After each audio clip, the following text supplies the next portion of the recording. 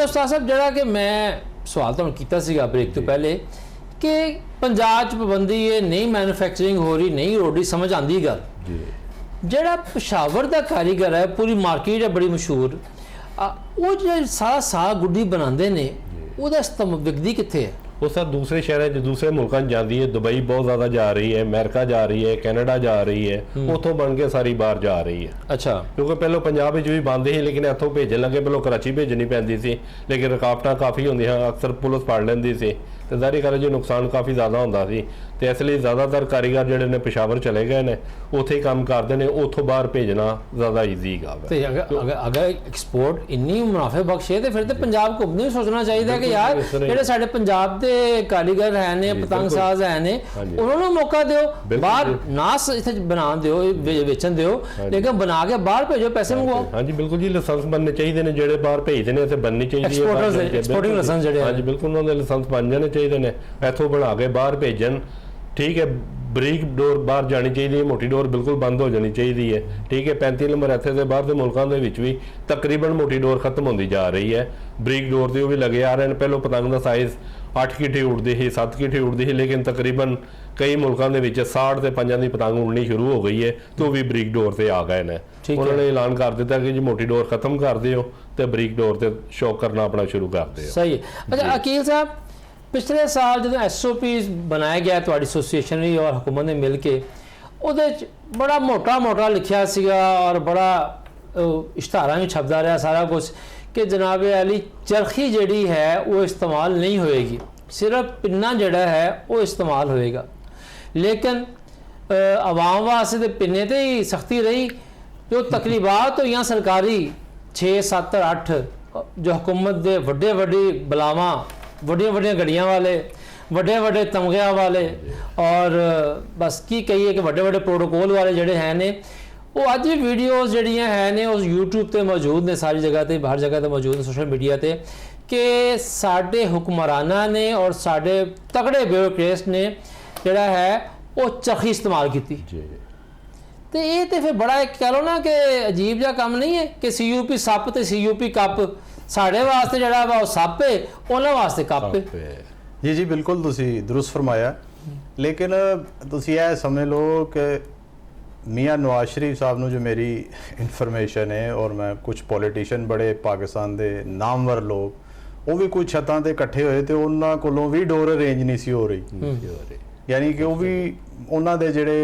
थल्ले ऑफिशियल सन वो भी मारे मारे फिर रहे सी अड्डियां ते और पुलिस दी गड्डियां नूं लिजा के मजिस्ट्रेट्स नूं नाल लिजा के अड्डियां तो कोशिश कर रहे सी कोई डोर को पिन्ने इकट्ठे हो जान तो अवेलेबल नहीं सी जिहड़ा लोगों ने पाबंदी के दौरान जिहड़ा गैर कानूनी समान भी संभाल के रखिया सी वो भी सारा उड़ गया इस बसंत के उत्ते तो जिहदे कोल चरखी आई उन्हें चरखी इस्तेमाल की है जिहदे को पिन्ना मिलिया उन्होंने पिन्ना किसी को छोटी पिन्नी मिली है वो छोटी पिन्नी किसी को गिट्ठ हथ चाहिए उन्हें गिट्ठ एक समझ लो कि बसंत जी है ना बड़ी कामयाब बसंत सी सिर्फ ये इको ही कमी जी रह गई सी वो रह गई सी कि टाइम की शॉर्टेज की वजह नाल मिसमैनेजमेंट हुई है और आवाम की जेबां ते काफ़ी ये जी बसंत पिछले साल बसंत मनाई गई है मैं उन्होंने आम आदमी बसंत नहीं कहता ये अमीरां दी बसंत जी जी जी बिल्कुल ये जिन्हों को पैसा उन्होंने बसंत सी जो गरीब आदमी है वो खुद शौकीन है या तो बच्चे शौकीन है वो बेचारा कितों लवे जाके 12-12 हज़ार का जड़ा है ना वो पिन्ना कितों लवे जी जी बिल्कुल है मैं असी खुद नोटिस किया असी भी चूँकि बसंत मनाई है और छत्तां ते सां और कुछ साडे हमसाए इर्द गिर्द दे लोग जिहड़े बेचारे वो असरत भरी निगाहां नाल ही वेखदे रहे ने आसमान दे उत्ते उन्हां कोल इन्नी सकत नहीं सी कि वो कोई पिन्ना खरीद सकन 12-15-20 हज़ार रुपए का पिन्ना और वो भी पिन्ना भी की सी बाद रंग लाया असी उत्ते और ना ਉਹਦੇ ਤੇ ਕੋਈ ਸ਼ੀਸ਼ਾ ਸੀ ਨਾ ਕੁਛ ਨਾ ਉਹਦੀ ਲੈਂਥ ਪੂਰੀ ਸੀ ਔਰ ਗੁੱਡਿਆਂ ਦਾ ਵੀ ਉਹ ਆਹੋ ਮੈਂ ਵੇਖਿਆ ਕਿ 2-4 ਮਹੀਨੇ ਉਹ ਕਾਗਜ਼ ਏਡਾ ਮੋਟਾ ਪਾ ਕੇ ਉੱਤੇ ਥੋੜੀ ਡੋਰ ਲਾਈ ਹੋਈ ਸੀ ਬਸ ਉਹਨਾਂ ਨੇ ਤੇ ਉਹ ਫਿਰ ਇਸ ਵਜ੍ਹਾ ਨਾਲ ਕਾਫੀ ਜਿਹੜੇ ਨੇ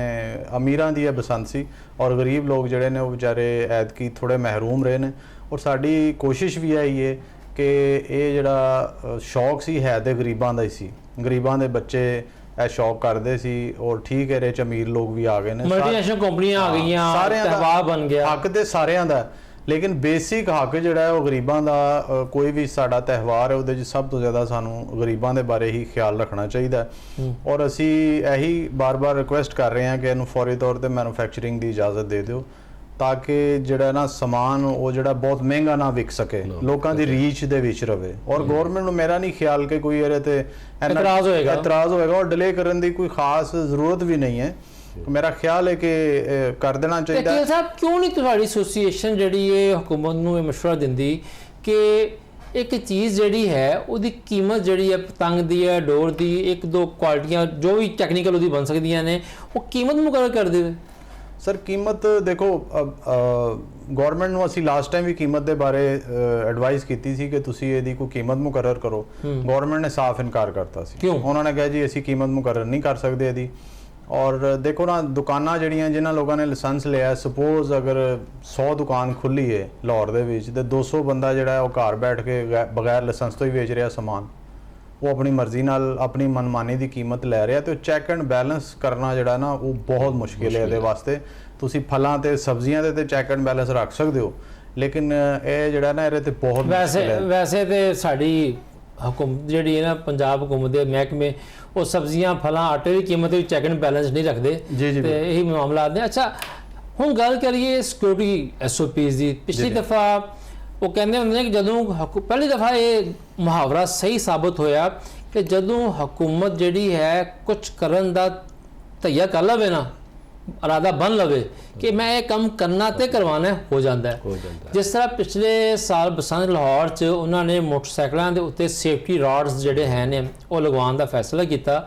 ਔਰ ਅਸੀਂ ਦੇਖਿਆ ਕਿ ਲਾਹੌਰ ਚੱਲਣ ਵਾਲੀਆਂ ਜਿਹੜੀਆਂ ਤਕਰੀਬਨ 98% ਕਹਿ ਲਓ ਮੋਟਰਸਾਈਕਲਾਂ ਜਿਹੜੀਆਂ ਹੈ ਸਨ, ਉਹਦੇ ਉੱਤੇ ਰਾਡ ਲੱਗਾ ਹੋਇਆ ਸੀਗਾ। ਜੀ ਬੇਸ਼ੱਕ। ਹੁਣ ਸੇਫਟੀ ਰਾਡ ਦੀ ਵਜ੍ਹਾ, ਮੈਂ ਸਮਝਦਾ ਸੇਫਟੀ ਰਾਡ ਹੀ ਉਹ ਗੱਲ ਸੀ ਜਿਹਦੀ ਵਜ੍ਹਾ ਤੋਂ ਕੋਈ ਡੋਰ ਫਿਰਨ ਦਾ ਵਾਕਿਆ ਨਹੀਂ ਹੋਇਆ ਇਸ ਤਰ੍ਹਾਂ ਦਾ। ਹੁਣ ਜਿਹੜੀ ਨਵੀਂ ਪਸੰਦ ਆਣੀ ਹੈ ਇਹਦੇ ਵਿੱਚ ਵੀ ਮੇਰਾ ਖਿਆਲ ਹੈ ਟਾਈਮ ਦੇ ਨਾਲ ਹੀ ਸੇਫਟੀ ਰਾਡ ਜਿਹੜੇ ਹਨ ਲਾਣੇ ਸ਼ੁਰੂ ਕਰਨੇ ਚਾਹੀਦੇ ਨੇ ਜਾਂ ਬਣਾਉਣੇ ਵੀ ਸ਼ੁਰੂ ਕਰਨੇ ਚਾਹੀਦੇ ਨੇ, ਕਿਉਂਕਿ ਪਿਛਲੇ ਸਾਲ ਜਦੋਂ ਆਖਰ ਦੇ 4-5 ਦਿਨਾਂ ਦੇ ਵਿੱਚ ਸੇਫਟੀ ਰਾਡ ਲਾਉਣ ਦਾ ਕੰਮ ਸ਼ੁਰੂ ਹੋਇਆ ਤਾਂ ਲਾਹੌਰ ਦੇ ਹਰ ਚੌਕ ਤੇ ਟ੍ਰੈਫਿਕ ਵਾਰਡਨ ਜਿਹੜੇ ਸਨ ਰੋਕ ਕੇ ਉਹ ਲਾਉਂਦੇ ਸਨ ਤੇ ਉਹ ਇੱਕ ਟ੍ਰੈਫਿਕ ਦਾ ਬੜਾ ਜਿਹੜਾ ਨਾ ਹਲਚਲ ਮਚੀ ਹੋਈ ਸੀ। ਜੀ ਬੇਸ਼ੱਕ। ਤਾਂ ਤੁਹਾਡਾ ਕੀ ਖਿਆਲ ਹੈ, ਤੁਹਾਡੀ ਕੀ ਤਜਵੀਜ਼ ਹੈ? ਜੀ ਸੇਫਟੀ ਰਾਡ ਜਿਹੜਾ ਨਾ, ਦੇਖੋ ਬਸੰਤ ਐਤਕੀ ਬਹੁਤ ਸੇਫ ਰਹੀ ਹੈ ਐਸੀ ਵਜ੍ਹਾ ਨਾਲ, ਔਰ ਜੋ ਹੀ ਬਸੰਤ ਗੁਜ਼ਰੀ ਹੈ ਤੁਸੀਂ ਵੇਖੋ ਲੋਕਾਂ ਨੇ ਸੇਫਟੀ ਰਾਡ ਲਾ ਵੀ ਦਿੱਤੇ ਨੇ। ਸੇਫਟੀ ਰਾਡ ਦਾ ਮਤਲਬ ਹਰਗਿਜ਼ ਇਹ ਨਹੀਂ ਹੈ ਕਿ ਤੁਸੀਂ ਆਪਣਾ ਸਿਰਫ ਡੋਰ ਤੋਂ ਹੀ ਬਚਾਣਾ। ਸੇਫਟੀ ਰਾਡ ਲੱਗਾ ਹੋਵੇ ਤੇ ਤੁਸੀਂ ਥੋੜਾ ਜਿਹਾ ਆਪਣੀ ਸਪੀਡ ਨੂੰ ਵੀ ਕੰਟਰੋਲ ਕਰ ਲੈਂਦੇ ਹੋ। ਬਾਈਕ ਜਿਹੜੀ ਹੈ ਉਹ 80 ਜਾਂ 90 ਜਾਂ 100 ਦੀ ਬਜਾਏ ਕੋਈ 50-60 ਤੇ ਚੱਲਦੀ ਹੈ। ਓਵਰਆਲ ਉਹਦਾ ਇੰਪੈਕਟ ਹੈ ਕਿ ਜਿਹੜੇ ਕੋਈ 150-200 ਐਕਸੀਡੈਂਟ ਡੇਲੀ ਰਿਪੋਰਟ ਹੁੰਦੇ ਨੇ ਤੇ ਰਾਡ ਲੱਗਾ ਹੋਵੇ ਤੇ ਉਹਦੇ 'ਚ ਵੀ ਥੋੜੀ ਕਮੀ ਆ ਸਕਦੀ ਹੈ। ਤੇ ਰਾਡ ਤੇ ਦੇਖੋ ਸਾਰਾ ਸਾਲ ਤੇ ਮੇਰਾ ਨਹੀਂ ਖਿਆਲ ਲੋਰੀਏ ਆਪਣੀ ਬਸੰਤ ਦੇ ਬਾਈਕ ਦੇ ਉੱਤੇ ਲਾ ਕੇ ਰੱਖ ਸਕਣਗੇ, ਲੇਕਿਨ ਲੋਰੀਆਂ ਦੀ ਕੀ ਗੱਲ ਕਰਦੇ ਹੋ? ਉਹ ਤੇ ਕਾਨੂੰਨ 'ਚ ਦਰਜ ਹੈ ਕਿ ਮੋਟਰਸਾਈਕਲ ਤੇ ਦੋਨੋਂ ਸਾਈਡਾਂ ਤੇ ਸ਼ੀਸ਼ਾ ਲਗਾਉਣਾ ਲਾਜ਼ਮੀ ਹੈ ਤਾਂ ਕਿ ਪਿੱਛੇ ਵੇਖੋ ਕੀ ਆ ਰਹੀ ਕੀ ਨਹੀਂ ਆ ਰਹੀ। ਸਾਡਾ ਮੁੰਡੇ ਖੁੰਡੇ ਤੇ ਆਪਣੀ ਥਾਂ ਤੇ, ਸਾਡੇ ਤੇ ਬਾਬੇ ਜਿਹੜੇ ਨੇ ਉਹ ਕਹਿੰਦੇ ਸ਼ੀਸ਼ਾ ਨਹੀਂ ਲਾਣਾ ਅਸੀਂ, ਭਾਈ ਸਾਡੀ ਟੋਹ ਖਰਾਬ ਹੁੰਦੀ ਸਾਡੀ। ਐਕਚੁਅਲੀ ਜਿਹੜੇ ਰੂਲਸ ਨੇ ਨਾ, ਰੂਲਸ 'ਚ ਉਹਨਾਂ ਨੇ ਲਿਖਿਆ ਹੈ ਬਕਾਇਦਾ ਕਿ ਜਿਹੜੇ ਪੀਰੀਅਡ ਦੇ ਦੌਰਾਨ ਕਾਈਟ ਫਲਾਈਂਗ ਦੀ ਇਜਾਜ਼ਤ ਦਿੱਤੀ ਜਾਏਗੀ ਨਾ, ਜਿੰਨੇ ਪੀਰੀਅਡ ਵਾਸਤੇ, ਉਸ ਪੀਰੀਅਡ ਦੇ ਦੌਰਾਨ ਬਾਈਕਸ ਦੇ ਉੱਤੇ ਐਂਟੀਨਾ ਲੱਗਣਾ ਜ਼ਰੂਰੀ ਸਹੀ ਹੈ। ਲਿਹਾਜ਼ਾ ਐਕਚੁਅਲ ਪੀਰੀਅਡ ਉਹ ਹੀ ਹੈ, ਲੇਕਿਨ ਉਹਦੀ ਤਿਆਰੀ ਚਲੋ ਤੁਸੀਂ ਮਹੀਨਾ ਪਹਿਲੇ ਸਮਝ ਲਓ, 15 ਦਿਨ ਪਹਿਲੇ ਸਮਝ ਲਓ। ਅਸੀਂ ਸਾਡੇ ਚੇਅਰਮੈਨ ਜਿਹੜੇ ਨੇ ਗੋਗੀ ਮਲਿਕ ਸਾਹਿਬ, ਉਹਨਾਂ ਨੇ ਆਪਣੀ ਪਾਕਟ 'ਚੋਂ ਕੋਈ 10 ਤੋਂ 20 ਹਜ਼ਾਰ ਆਲਮੋਸਟ ਰੋਡ ਸਨ ਜਿਹੜੇ ਉਹਨਾਂ ਨੇ ਬਣਵਾ ਕੇ ਇੱਥੇ ਅਸੀਂ ਆਪ ਵੀ ਕੈਂਪਿੰਗ ਕਰਕੇ ਸ਼ਹਿਰ ਦੇ ਮੁxtਲਿਫ ਜਗ੍ਹਾ ਤੇ ਲਾਉਂਦੇ ਰਹੇ ਹਾਂ। ਫਿਰ AC ਸਾਹਿਬ, ਰਾਏ ਬਾਬਰ ਸਾਹਿਬ ਔਰ ਬਹੁਤ ਸਾਰੇ ਲੋਕ ਗਵਰਨਮੈਂਟ ਆਫੀਸ਼ੀਅਲ ਜਿਹੜੇ ਨੇ ਉਹ ਵੀ ਰੋਡ ਮੁxtਲਿਫ ਲਾਹੌਰ ਦੇ ਪੁਆਇੰਟਸ ਤੇ ਦੇਖਦੇ ਹੋ। ਤੁਸੀਂ ਵੇਖਿਆ ਹੋਣਾ ਕਿ 10 ਚੋਂ ਕਮ ਸੇ ਕਮ 9 ਮੋਟਰਸਾਈਕਲਾਂ ਤੇ ਲਾਜ਼ਮੀ ਸੀ। ਮੈਂ ਇਹੀ ਤੇ ਕਹਿ ਰਿਹਾ ਕਿ ਹਕੂਮਤ ਦੀ ਰਿਟ ਜਿਹੜੀ ਹੈ ਜੀ ਬਿਲਕੁਲ ਉਹ ਰਾਡਾ ਦਾ ਨਜ਼ਰ ਆਈ ਹੈ, ਬਿਲਕੁਲ ਨਜ਼ਰ ਆਈ ਹੈ ਜੀ। ਔਰ ਲੋਕਾਂ ਨੇ ਵੀ ਤਾਵਨ ਕੀਤਾ ਸਰ, ਸਹੀ ਲੋਕਾਂ ਨੇ ਵੀ ਤਾਵਨ ਕੀਤਾ ਹੈ। ਔਰ ਹੈਲਮਟ ਨਹੀਂ ਲੋਕੀ ਪਹਿਨਦੇ, ਲੇਕਿਨ ਰੋਡ ਹਰ ਬੰਦੇ ਨੇ ਲਵਾਇਆ ਜੀ। ਬਿਲਕੁਲ ਜੀ, ਆਪਣੀ ਜਾਨ ਦੀ ਹਿਫਾਜ਼ਤ ਕਰਨੀ ਚਾਹੀਦੀ ਹੈ। ਉਸਤਾਦ ਬਸ਼ੀਰ ਸਾਹਿਬ, ਪਿਛਲੇ ਸਾਲ ਔਰ ਹੁਣ ਤੱਕ ਜਿਹੜਾ ਹੈ ਮਹਿੰਗਾਈ ਦਾ ਨਵਾਂ ਤੂਫਾਨ ਆਇਆ ਹੋਇਆ ਹੈ। ਈਰਾਨ ਅਮਰੀਕਾ ਜੰਗ ਜਿਹੜੀ ਹੈ ਉਹਨੇ ਪੂਰੀ ਦੁਨੀਆ ਦੀ ਮੈਸ਼ਤ ਜਿਹੜੀ ਹੈ ਡਿਸਟਰਬ ਕੀਤੀ ਹੋਈ ਹੈ। ਹੁਣ ਅਗਰ ਫਰਜ਼ ਕਰੋ ਕਿ ਲੋਕਲੀ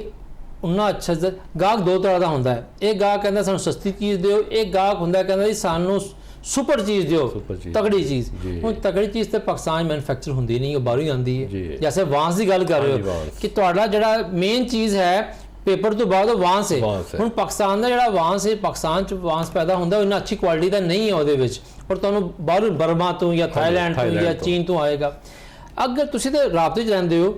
ਪਿਛਲੇ ਸਾਲ ਜੋ ਕੀਮਤਾਂ ਸਨ ਤੁਹਾਡੇ ਮਟੀਰੀਅਲ ਦੀਆਂ, ਇੱਕ ਤੇ ਸਾਡੇ ਵੇਖਣ ਵਾਲੇ ਦੱਸੋ ਕਿ ਉਹ ਕੀ ਸਨ ਪਿਛਲੇ ਸਾਲ, ਔਰ ਇਸ ਸਾਲ ਤੁਸੀਂ ਕੀ ਧੋਖਾ ਕਰ ਰਹੇ ਹੋ ਜਦੋਂ ਇਜਾਜ਼ਤ ਲੱਭੇਗੀ ਹੋਰ ਮਹੀਨੇ 2 ਮਹੀਨਿਆਂ ਤੱਕ ਬਣਾਉਣ ਦੀ, 3 ਮਹੀਨਿਆਂ ਤੱਕ ਕੀਮਤਾਂ ਕਿੱਥੇ ਤੱਕ ਪਹੁੰਚੀਆਂ ਹੋਣਗੀਆਂ? ਸਾਰੀ ਗੱਲ ਜਿਸ ਟਾਈਮ ਆਉਣਗੇ ਰੇਟ ਨਿਕਲੇਗਾ ਤੇ ਪਤਾ ਲੱਗੇਗਾ। ਪਰ ਪਿਛਲੇ ਸਾਲ ਤੇ 20,000 ਤੋਂ ਮੁੱਠਾ ਸ਼ੁਰੂ ਹੋਇਆ ਸੀ ਤੇ ਲਾਸਟ ਟਾਈਮ 50,000 ਤੱਕ ਵੀ ਵਿਕਿਆ ਹੋਵੇ। ਲੇਕਿਨ ਯਾਰ ਕੀ ਕਹਿ ਰਹੇ ਨੇ ਕਿ ਤਕਰੀਬਨ 15 ਤੋਂ 18,000 ਰੁਪਇਆ ਰੇਟ ਹੋਏਗਾ ਵਾਂਸ ਦੇ ਮੁੱਠੇ ਦਾ, ਲੇਕਿਨ ਇਹ ਆਏਗਾ ਤੇ ਪਤਾ ਲੱਗੇਗਾ। ਫਿਲਹਾਲ ਕੰਟਰੋਲ ਹੈ ਰੇਟ। ਹਾਂਜੀ। 15-16 ਹਜ਼ਾਰ ਦਾ ਮੁੱਠਾ ਹੈ। ਉਹ ਮੁੱਠਾ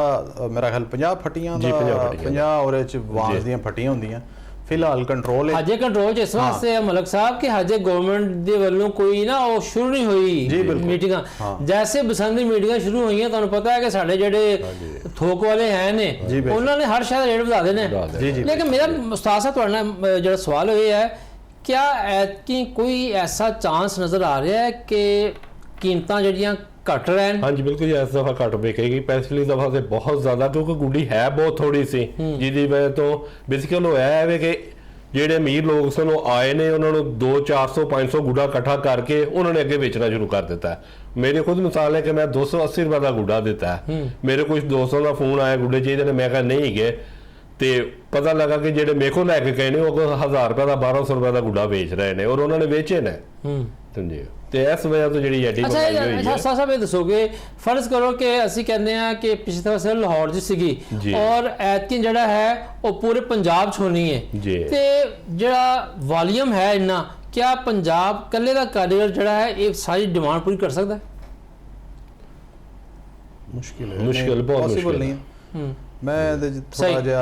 ਥੋੜਾ ਜਿਹਾ ਐਡ ਕਰ ਦਿਆਂ ਜੀ ਮਲਕ ਸਾਹਿਬ ਕਿ ਹਾਈ ਕੋਰਟ ਦੇ ਵਿੱਚ ਨਾ ਆਲਰੇਡੀ ਇਹਦੇ ਤੇ ਮਾਮਲਾ 'ਚ ਰਿਟਾਂ ਪੈਂਡਿੰਗ ਨੇ, ਔਰ ਰਿਟਾਂ ਦੇ ਵਿੱਚ ਇੱਕ ਰਿਟ ਉਹ ਵੀ ਆਈ ਜਿਹਦੇ 'ਚ ਇੱਕ ਖਾਤੂਨ ਨੇ ਰਿਟ ਕੀਤੀ ਹਾਈ ਕੋਰਟ 'ਚ ਕਿ ਜੀ ਤੁਸੀਂ ਲਾਹੌਰ 'ਚ ਬਸੰਤ ਕਰਾਤੀ ਹੈ ਤੇ ਸਾਡੇ ਬਾਕੀ ਸ਼ਹਿਰਾਂ ਦਾ ਕੀ ਕਸੂਰ ਹੈ, ਬਾਕੀ ਸ਼ਹਿਰਾਂ 'ਚ ਵੀ ਬਸੰਤ ਹੋਣੀ ਚਾਹੀਦੀ ਹੈ। ਹਾਈ ਕੋਰਟ ਨੇ ਉਹ ਰਿਟ ਡਿਸਪੋਜ਼ ਆਫ ਕਰਤੀ ਇਸ ਆਬਜ਼ਰਵੇਸ਼ਨ ਦੇ ਨਾਲ ਕਿ ਤੁਸੀਂ ਜਿਹੜੇ ਮੁਤਲਕਾ ਡੀਸੀ ਨੇ ਉਹਨਾਂ ਨਾਲ ਰਾਬਤਾ ਕਰੋ, ਉਹਨਾਂ ਨੂੰ ਆਪਣੀ ਐਪਲੀਕੇਸ਼ਨ ਦਿਓ ਤੇ ਉਹ ਕਾਨੂੰਨ ਦੇ ਮੁਤਾਬਿਕ ਤੁਹਾਡੀ ਜਿਹੜੀ ਵੀ ਰਿਕੁਐਸਟ ਹੈ ਉਹਨੂੰ ਕਾਨੂੰਨ ਦੇ ਮੁਤਾਬਿਕ ਡੀਲ ਕਰਨਗੇ। ਤੇ ਲਿਹਾਜ਼ਾ ਦੂਸਰੇ ਸ਼ਹਿਰਾਂ ਵਾਲੇ ਜਿਹੜੇ ਨੇ ਉਹ ਵੀ ਐਤਕੀ ਸਾਨੂੰ ਲੱਗ ਰਿਹਾ ਕਿ ਜਿਹੜੇ ਪੰਜਾਬ ਦੇ ਦੂਸਰੇ ਸ਼ਹਿਰ ਨੇ ਵੱਡੇ, ਉਹਨਾਂ 'ਚ ਵੀ ਬਸੰਤ ਹੋਣ ਦਾ ਚਾਂਸ ਹੈ। ਲੇਕਿਨ ਸਾਰਾ ਸਾਲ ਅਗਰ ਪਰਮਿਸ਼ਨ ਨਹੀਂ ਹੈ ਨਾ ਸਰ, ਤੇ ਬਾਕੀ ਸ਼ਹਿਰਾਂ 'ਚ ਵੀ ਸਮਾਨ ਪੂਰਾ ਨਹੀਂ ਹੋ ਸਕਦਾ, ਲਾਹੌਰ 'ਚ ਵੀ ਪੂਰਾ ਨਹੀਂ ਹੋ ਸਕਦਾ। ਐਸੀ ਬਸੰਤ ਜਿਹੜੀ ਹੈ ਜਿਹਦੇ 'ਚ ਮਹਿੰਗਾਈ ਦਾ ਤੂਫਾਨ ਆਏਗਾ, ਉਹਦਾ ਫਾਇਦਾ ਕੋਈ ਨਹੀਂ ਹੋਏਗਾ। ਔਰ ਬਸ ਇਹੀ ਦੁਆ ਕਰਨੀ ਚਾਹੀਦੀ ਹੈ ਕਿ ਹਕੂਮਤ ਜਿਹੜੀ ਹੈ ਉਹ बर वक्त इजाज़त दे देवे ताकि चीज़ां जड़ियां बेहतर रहें, कीमतां थले आन और हर अमीर गरीब जड़ा है वो बसंत तो जड़ा है ना वो मज़ा लै सके।